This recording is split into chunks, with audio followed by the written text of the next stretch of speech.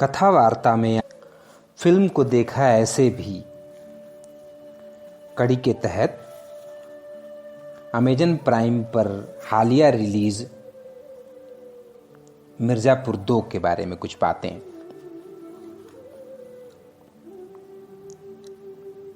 क्या सबको साधने में मिर्ज़ापुर 2 बिखर गया है? नवरात्रि में मिर्ज़ापुर 2 के अमेजन प्राइम पर जारी होने का दबाव इस सीरीज पर रहा है। नवरात्रि में स्त्री सशक्तिकरण के पारंपरिक विमर्श से इस नए सीजन को जोड़ने की कोई कोशिश भी हुई है?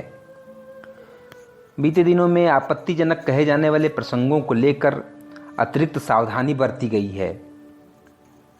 तो क्या इस वेब सीरीज को बनाने में भी सोशल मीडिया के ट्रेंड्स प्रभावी रहे हैं? बीते दिनों के ज्वलंत मुद्दों को ध्यान में रखकर प्रसंगों को गढ़ा गया है और विवादित होने से बचाने के प्रयास किए गए हैं। अमेजन प्राइम पर मिर्ज़ापुर का सीजन 2 देखते हुए अनेकशः ऐसे ख्याल उभरते हैं। अमेजन प्राइम पर मिर्ज़ापुर का सीजन 2 10 बड़े अंकों के साथ जारी हुआ। मिर्ज़ापुर का आरंभिक सीजन बहुत लोकप्रिय हुआ था और कसे हुए कथानक, उत्तम अभिनय और चुस्त संवाद के लिए जाना गया। अपराध की दुनिया को केंद्र में रखकर बुने गए कथानक में हिंसा, सेक्स और गालियों के छौंक से वह ठीक ठाक मसालेदार भी बना था।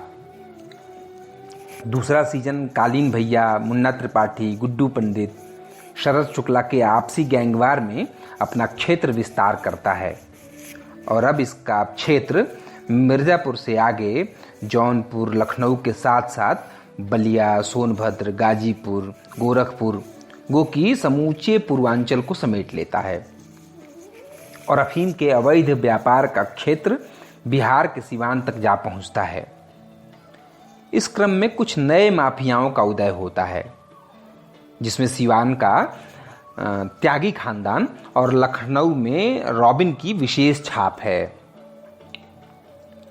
पिछले सीजन के अंत तक यह बात समझ में आने लगी थी कि माफियाओं की दुनिया में महिलाओं का प्रवेश होने वाला है। कालीन भैया की पत्नी की महत्वाकांक्षा जोर पर है। जौनपुर में शुक्ला के मरने के बाद उसकी विधवा यह जिम्मा लेती है। गुड्डू पंडित के साथ उसके छोटे भाई की मंगेतर है और उसकी छोटी बहन। सीजन 2 में मुख्यमंत्री की विधवा पुत्री माधुरी यादव का भी अवतरण है, जो मुन्ना त्रिपाठी की आकांक्षाओं को पंख देती है और सत्ता संघर्ष में सबको पीछे छोड़ते हुए मुख्यमंत्री बन जाती है। सीजन 2 में महिलाओं के प्रवेश और उनके हस्तक्षेप से यह सहज समझ में आने लगता है कि निर्माता इसमें स्त्री सशक्तिकरण का अध्याय जोड़ना चाहते हैं।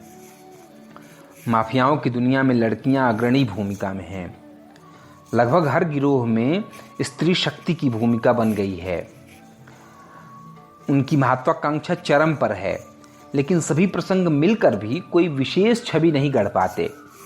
सारी कवायद संतुलन बनाने के लिए की गई है और अगर वह बिखर नहीं गई है तो वह कसाव भी नहीं बना पाई है जो उद्घाटन वाले सीजन में था। मिर्ज़ापुर का सीजन 2 अपना क्षेत्र विस्तार करता है और लखनऊ समेत पूर्वांचल के अन्य जिलों में भी इसका कथानक पहुंचता है और बिहार के सिवान जिले तक भी। लेकिन सिवान और बलिया को छोड़कर किसी अन्य जनपद की कोई विशेष उल्लेखनीय परिघटना नहीं मिलती। गाजीपुर का नाम अफीम के खेत के सिलसिले में उभरता है और बलिया का बिहार से सटे निकटवर्ती जनपद और गुड्डू पंडित के ताजा अड्डे से जुड़कर। लखनऊ का इसलिए कि वह राजनीतिक घटनाक्रमों का केंद्र है और रॉबिन का अवतरण स्थल भी। क्षेत्र विस्तार करने में सिर्फ नाम दे दिए गए हैं। किसी अन्य स्थानीय विशेषता से यह प्रकट नहीं होता कि पात्र बिहार में है अथवा जौनपुर में। यहां तक कि भाषिक भिन्नता भी रेखांकित नहीं की जा सकेगी। इस सीजन का सबसे लचर पक्ष राजनीतिक उठापटक है। मुख्यमंत्री बनने की लालसा में जेपी यादव अपने बड़े भाई और पुनर्निर्वाचित मुख्यमंत्री को मरवा देता है। जेपी यादव पिछले सीजन में मिर्ज़ापुर की गद्दी दिलवाने के लिए राजनीतिक एजेंट की भूमिका में था। जो इस बार मुख्यमंत्री बनने के लिए हर हथकंडे अपनाता है।